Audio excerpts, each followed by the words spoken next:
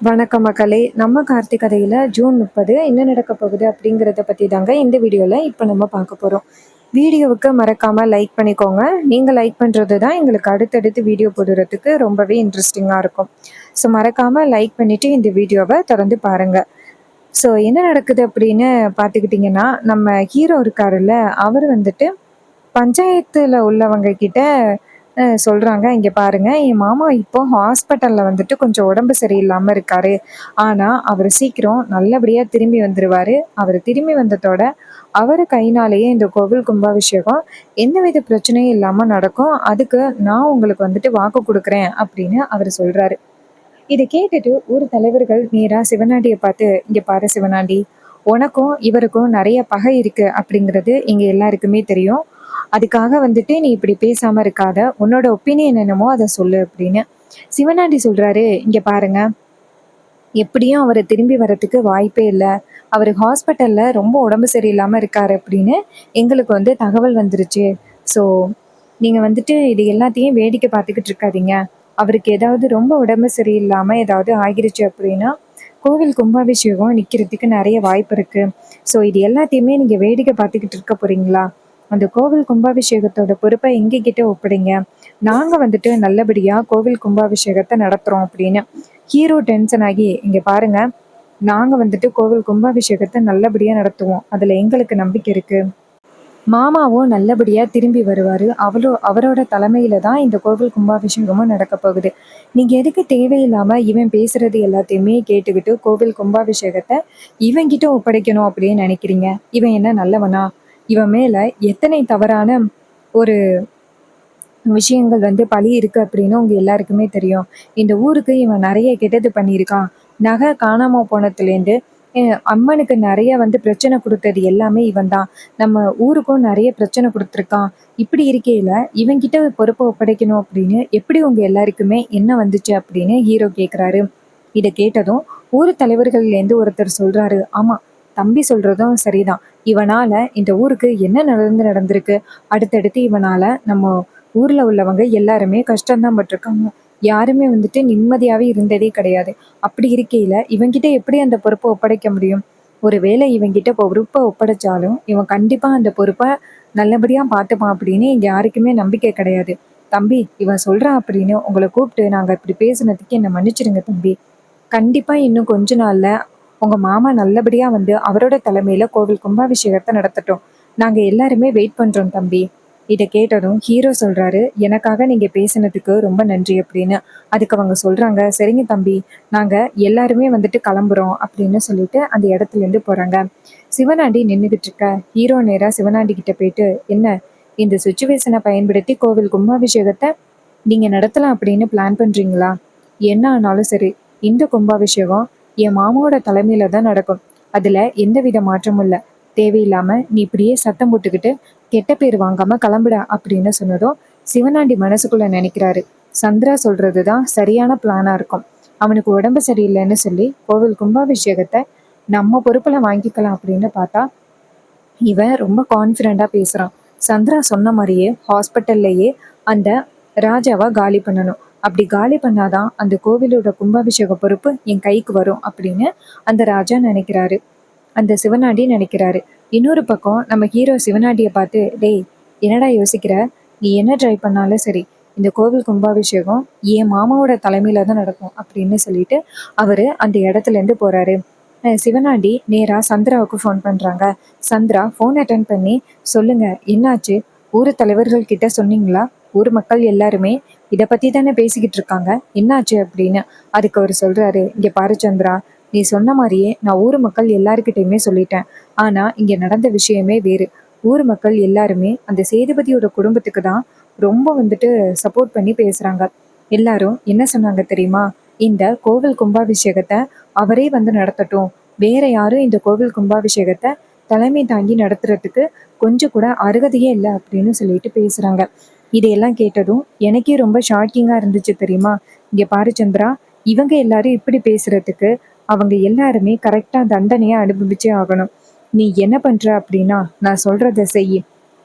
எப்படியாவது ஆள செட் பண்ணி அவன காலி பண்ணு." அதுக்கு சந்திரா சொல்றாங்க, "இங்க பாருங்க, நான் இப்போ ஹாஸ்பிட்டலுக்குள்ளே இருக்கேன். நான் என்ன பண்ணாலுமே அக்காவுக்கோ இல்லை அந்த டிரைவர் பையலுக்கோ தெரியறதுக்கு நிறைய வாய்ப்பு இருக்கு. அதனால நீங்க என்ன பண்றீங்க அப்படின்னா, நேரா வந்துட்டு அந்த மாமாவுக்கு நாளைக்கு காலையில ஒரு ஆப்ரேஷன் நடக்க போகுது. அப்போ நீங்க வந்துட்டு ஒரு தெரிஞ்ச டாக்டரை அனுப்புங்க. அவரு இங்க வந்ததோட அந்த ராஜாவை காலி பண்ணணும். இதை கேட்டதும் அவரு சொல்றாரு, சூப்பர் சந்திரா, நல்லா பிளான் பண்ணியிருக்க. இதை தான் நான் யோசிச்சேன். நாளைக்கு அவனை காலி பண்ணிட்டு நம்ம வந்துட்டு சூப்பர் பிளான் பண்ணுவோம். இந்த கோவில் கும்பாபிஷேகம் என் பொறுப்புல தான் நடக்கும் அப்படின்னு சொல்ல, அதுக்கு சந்திரா சொல்றாங்க, இங்க பாருங்க, நான் இருக்கிற வரைக்கும் உங்களுக்கு எல்லாமே நல்லது தான் நடக்கும். அதுல எந்தவித மாற்றமும் இல்லை. நீங்க கவலைப்படாதீங்க அப்படின்னு சொல்லிட்டு சந்திரா ஃபோனை கட் பண்றாங்க. இன்னொரு பக்கம் சிவனாண்டி என்ன பண்றாரு அப்படின்னா, நேரா அவருக்கு தெரிஞ்ச ஒரு டாக்டருக்கு ஃபோன் பண்றாங்க. அவரு ஃபோன் அட்டன் பண்ணி சொல்லுங்க சார் அப்படின்னு சொல்ல, அப்போ ஹீரோ சொல்றாரு. அதுக்கு சிவனாண்டி சொல்றாரு, இங்க பாருங்க, நான் உங்களுக்கு எவ்வளவு பணம் வேணாலும் தரேன். நான் சொல்றதை மட்டும் நீங்க செய்யுங்க அப்படின்னு. அதுக்கு அவர் சொல்றாரு, இங்க பாருங்க சார், உங்களுக்கு நான் நிறைய ஹெல்ப் பண்ணியிருக்கேன். நீங்களும் எனக்கு நிறைய பணம் கொடுத்துருக்கீங்க. ஸோ இப்பயும் நான் உங்களுக்கு ஹெல்ப் பண்றேன். சொல்லுங்க சார் என்ன பண்ணணும் அப்படின்னு. அதுக்கு சிவனாண்டி சொல்றாரு, இங்க பாரு, நான் சொல்ற ஹாஸ்பிட்டல்ல ஒருத்தன் அட்மிட் ஆகியிருக்கான். அவன் வந்துட்டு நேச்சுரலா வந்துட்டு காலி ஆகணும். அதுக்காக நீ என்ன பண்ணணும்னா நான் சொல்றதை செய்ய அப்படின்னு. இதை கேட்டதும் அவரும் சரிங்க சார், இதை மட்டும் நான் அவர்கிட்ட நான் கொடுத்துட்டேன்னா அவர் காலி ஆகிடுவாரு. நான் வந்துட்டு இந்த மருந்தை எடுத்துட்டு போறேன் அப்படின்னு சொல்றாரு. இன்னொரு பக்கம் ஹாஸ்பிட்டல்ல வந்துட்டு டாக்டர் வெளியில வந்துட்டு சொல்றாங்க, இங்க பாருங்க, அவர் இப்போ ரொம்ப உடம்பு முடியாம இருக்காரு. நாளைக்கு காலையிலேயே வந்துட்டு ஆப்ரேஷன் நடக்க போகுது அப்படின்னு. இதை கேட்டதும் ஈஸ்வரி சொல்றாங்க, டாக்டர், எவ்வளோ செலவானாலும் பரவாயில்ல, அவரு எப்படியாவது மறுபடியும் நல்லபடியா மீண்டு வரணும். அதான் எங்களுக்கு வேணும். அதுக்கு டாக்டர் சொல்றாங்க, இங்க பாருங்க, எங்களால முடிஞ்ச அளவுக்கு அவங்களுக்கு ட்ரீட்மெண்ட் கொடுத்துக்கிட்டு இருக்கோம். அவரு நல்லபடியா கண் முழிச்சு திரும்பி வருவாரு. நீங்க கவலைப்படாதீங்க அப்படின்னு. இது கேட்டதும் ஈஸ்வரியும் சரிங்க டாக்டர் அப்படின்னு சொல்லி பேசுறாங்க. அப்போ ஹீரோ சொல்றாரு, இங்க பாருங்க டாக்டர், இது மாதிரி பெரிய டாக்டரை வந்துட்டு பெரிய இடத்துல இருந்து வர வைக்கணும்னா சொல்லுங்க. எவ்வளோ செலவானாலும் பரவாயில்ல, நாங்க பெரிய இடத்துல இருந்து வர வைக்கிறோம். அதுக்கு டாக்டர் சொல்றாங்க, இங்க பாருங்க சார், அப்படி வரவேற்கிறதா இருந்தா நாங்களே தான் வரவேற்றிருப்போமே. இங்க பாருங்க, இது ரொம்ப இக்கட்டான நிலைமை. அதனால நாங்க கூப்பிடுற டாக்டர்ஸ் வந்துட்டு ரொம்ப கரெக்டாக இருக்கணும். அதனால தான் நான் உங்ககிட்ட சொல்லாமல் இருக்கேன். நாங்களே வந்துட்டு அரேஞ்ச் பண்ணிடுறோம் அப்படின்னு சொல்ல, ஹீரோவும் சரிங்க டாக்டர் அப்படிங்கிறாங்க. அதுக்கப்புறமா நம்ம வில்லி இருக்காங்கல்ல, அவங்க அந்த இடத்துல வந்து நிற்கிறாங்க. அப்போ ஹீரோ நினைக்கிறாரு, கோவில் கும்பாபிஷேகத்தை எப்படியாவது அந்த சிவனாண்டியோட கையில் கொடுக்கறதுக்காக இவங்க பிளான் பண்ணுறாங்க.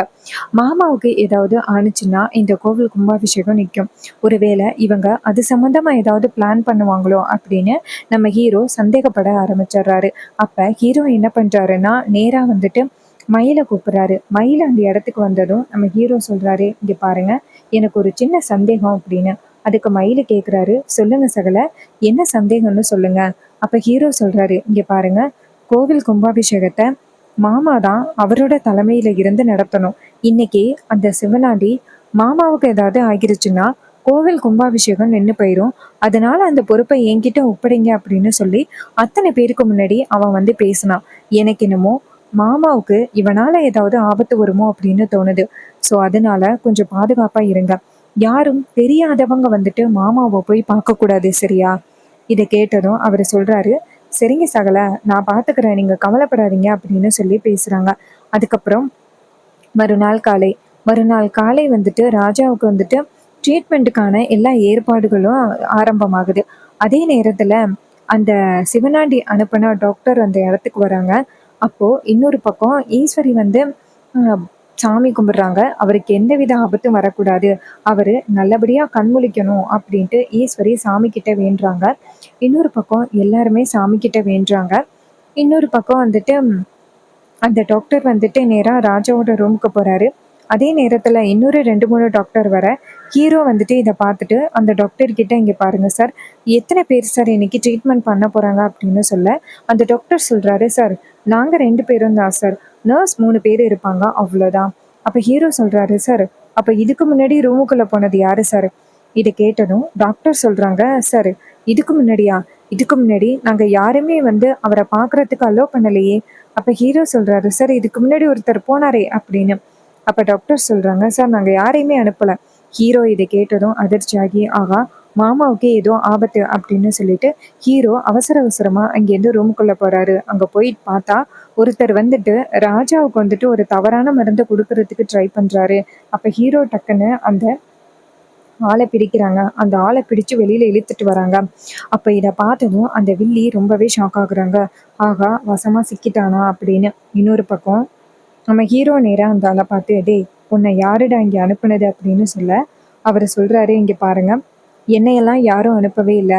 எதுக்கு இப்ப என்னை தேவையில்லாம பிடிச்சு வச்சிருக்கீங்க விடுங்க அப்படின்ட்டு.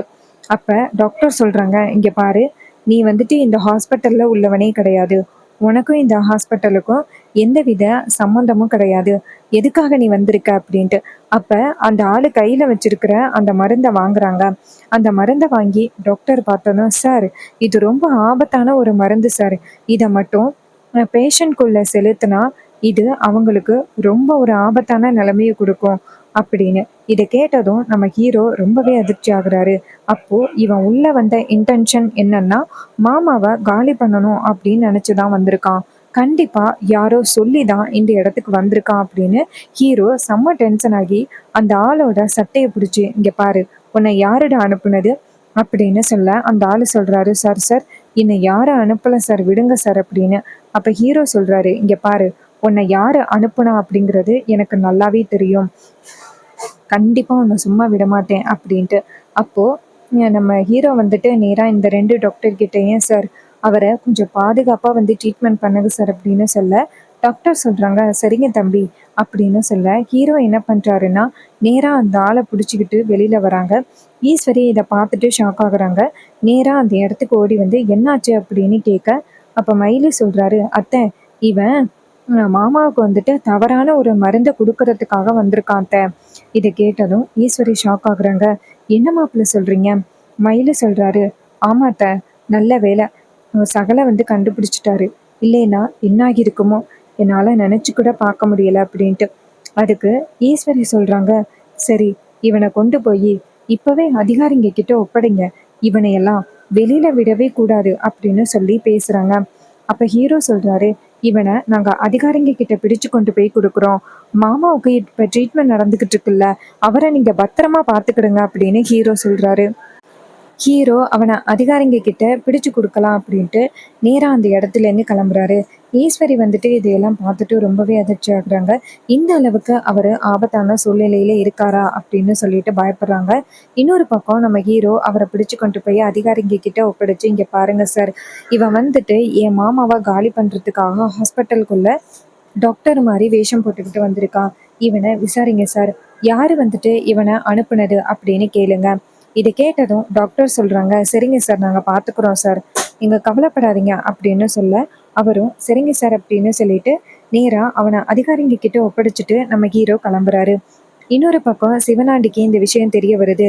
ராசாவை காலி பண்ண போன ஆளு வந்துட்டு அதிகாரிங்க கிட்ட மாட்டிக்கிட்டாங்க. அவன் கண்டிப்பா உண்மையை சொல்றதுக்கு வாய்ப்பு இருக்கு. அவன் உண்மையை சொன்னா ரொம்ப பெரிய பிரச்சனை ஆகிருமே அப்படின்னு சிவனாண்டி நினைக்கிறாரு. சந்திரா வந்துட்டு இதையெல்லாம் பார்த்துட்டு அதிர்ச்சி ஆகுறாங்க. ச்சே என்னடா இது, மாமாவை எப்படியாவது காலி பண்ணி கோவில் கும்பாபிஷேகத்தை ஸ்டாப் பண்ணிடலாம் அப்படின்னு பார்த்தா கடைசி நேரத்தில் இப்படி நடக்குதே அப்படின்னு செம்ம டென்ஷன் ஆகுறாங்க.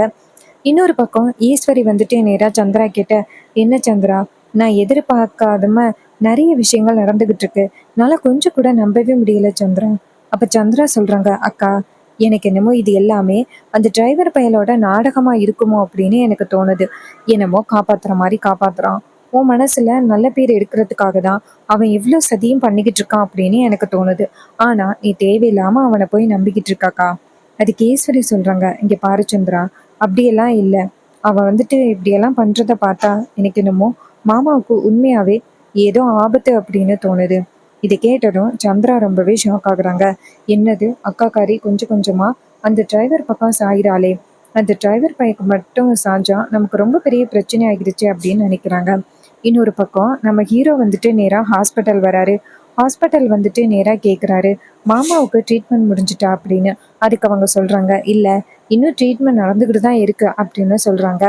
ஸோ கண்டிப்பாக வந்துட்டு நம்ம ஹீரோ அந்த சிவனாடியோட நெக்ஸ்ட் பிளான் எல்லாத்தையுமே காலி பண்ணுறதுக்கு நிறைய வாய்ப்பு இருக்குது. கண்டிப்பாக சிவனாண்டி என்னெல்லாம் தப்பு பண்ணுறான் அப்படிங்கிறத நம்ம ஹீரோ ஆதாரத்தோட நிரூபித்து சிவனாண்டியை அதிகாரிங்க கிட்ட பிரித்து கொடுக்க போகிறாங்க. ஈஸ்வரி வந்துட்டு இதையெல்லாம் வந்துட்டு எப்படி சமாளிக்க போகிறாங்க, சந்திரா வந்துட்டு இந்த பிளான்ல சிக்குவாங்களா, அவங்க சந்திரா வந்துட்டு தப்பானவங்க அப்படின்னு ஈஸ்வரி கிட்ட நிரூபிப்பாங்களா, இது எல்லாம் அப்கமிங் எபிசோடில் நடக்க போகிற ட்விஸ்ட் அண்ட் டர்ன்ஸு. இதே மாதிரி இனிமே அப்டேட்ஸ் நம்ம சேனலில் நீங்கள் தொடர்ந்து பார்க்கணும் அப்படின்னா நம்ம சேனலை மறக்காமல் சப்ஸ்கிரைப் பண்ணிவிட்டு பக்கத்தில் உள்ள பெல் ஐக்கானையும் கிளிக் பண்ணி ஆல்னு செட் பண்ணிக்கோங்க. அப்போ தாங்க அடுத்தடுத்து வீடியோஸ் போடும் பொழுது உங்களுக்கு தொடர்ச்சியாக நோட்டிஃபிகேஷன் வரும், பார்க்கலாம். தேங்க்யூ ஃபார் வாட்சிங். See you on next video.